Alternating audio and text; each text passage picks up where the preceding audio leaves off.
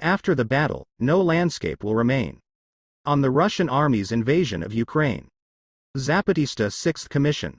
Mexico, March 2, 2022. To those who signed the Declaration for Life. To the 6th in Mexico and abroad. Compañeros, brothers and sisters. These are our words and thoughts about what is occurring now in the geography called Europe. First, there is an aggressor, the Russian army. Big capital's interests are at play on both sides. It is the peoples of Russia and Ukraine, and soon, perhaps, the peoples of other geographies near or far, who are suffering because of the crazed delusions of some and the cunning economic calculations of others. As Zapatistas, we do not support either state but rather those who are struggling for life against the system. During the multinational invasion of Iraq, nearly 19 years ago, headed by United States Army, there were protests all over the world against that war. No one in their right mind thought that opposing the invasion meant supporting Saddam Hussein. The situation today is similar, though not the same. Neither Zelensky nor Putin, no to the war.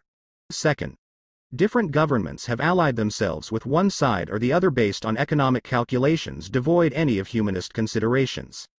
For these governments and their ideologues, there are good and bad interventions, invasions and destructive acts. The good ones are those carried out by their allies and the bad ones are those perpetrated by their opponents. The applause for Putin's criminal arguments justifying the military invasion of Ukraine will become laments when the same words are used to justify the invasion of other peoples whose destruction does not please big capital. Other geographies will be invaded to save them from neo-Nazi tyranny, or to eliminate neighboring narco-states. Putin's words will then be repeated. We are going to denazify, or their equivalent, and there will be plenty of reasons why the people are in danger. And then, as our compañeros in Russia say, as the Russian bombs, rockets, and bullets fly towards the Ukrainians, no one asks them about their political opinions or what language they speak. Only the nationality of one side or the other will be different. Third, big capital and its Western governments sat down to contemplate and even to accelerate the deterioration of the situation.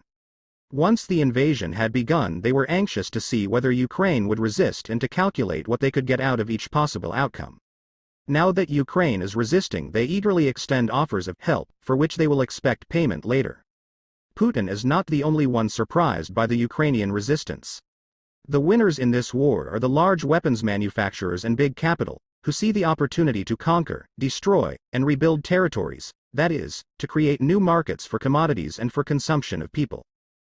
Fourth, instead of relying on what is being disseminated by both sides in the media and on social media, which they call news, or to the analyses made by the sudden proliferation of experts in geography and those nostalgic for the Warsaw Pact and NATO, we decided to look for and ask those who, like us, insist on the fight for life in Ukraine and Russia.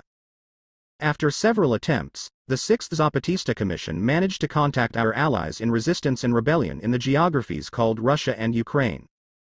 Fifth, in short, our friends there, who raise the anarchist flag of freedom, stand firm.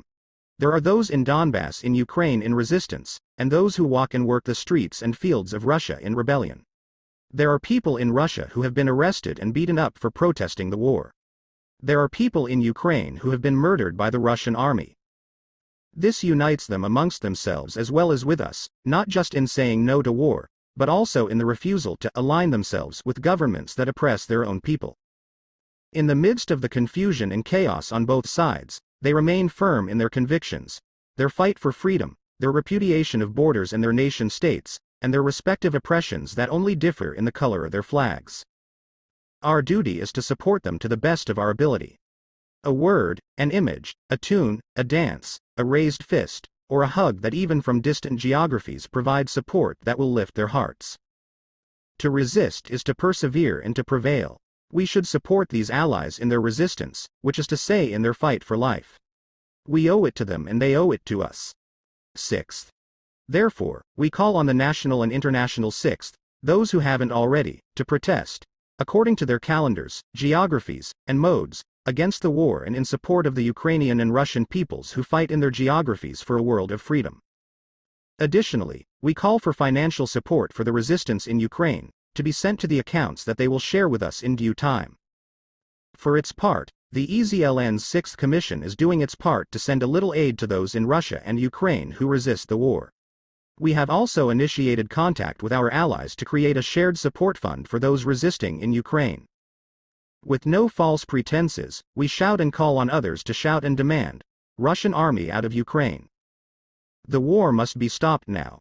If it continues, and escalates as can be expected, there may not be anyone left to give an account of the landscape after the battle. From the mountains of southeast Mexico. Subcomandante and Sergeant Moises and Sup Galliano.